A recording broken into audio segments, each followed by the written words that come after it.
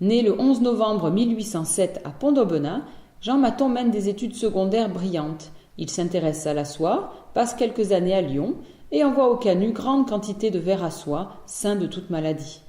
Il revient s'installer à Pont-d'Aubenas, travaille dans l'usine Bouchard qui fabrique et commercialise la soie.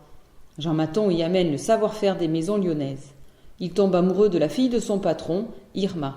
Au XIXe siècle, les classes sociales sont imperméables, mais M. Bouchard a pris sous son aile Jean Maton et consent au mariage. En dot, Jean Maton reçoit 2 petites fabriques et un droit d'eau si prisé parce que sans lui on ne peut créer aucun moulinage.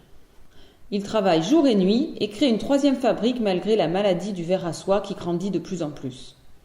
En quelques années, on ne trouve plus de ver à soie en Ardèche et Jean Maton fait faillite.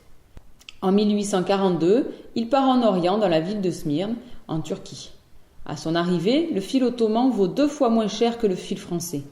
Jean Maton travaille sur cette soie, en fait le commerce.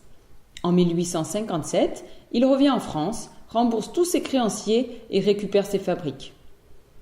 Alors qu'il est maire de la ville, Jean Maton se voit refuser par le conseil municipal la dépense de 300 francs afin de faire réaliser des études amenant l'eau à Aubenas. Il finance donc cette dépense et propose plusieurs projets, dont celui de la source de l'Espissard, située à 12 km d'Aubenas.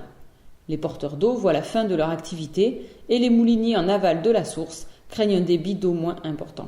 Il s'oppose au projet, mais à force de persévérance, Jean obtient un décret impérial autorisant l'utilisation d'un volume d'eau de 10 litres par seconde. S'ensuit alors une longue période de procès et de travaux. Le 23 juin 1863, à 19h, le maître ouvrier Mazoyer relie la canalisation sur les 40 mètres manquants afin de permettre à l'eau de jaillir des 43 bornes fontaines de la ville. Les gens crient « Vive Jean Maton, les eaux arrivent !» 2 mois plus tard, Jean Maton sera fait chevalier de la Légion d'honneur.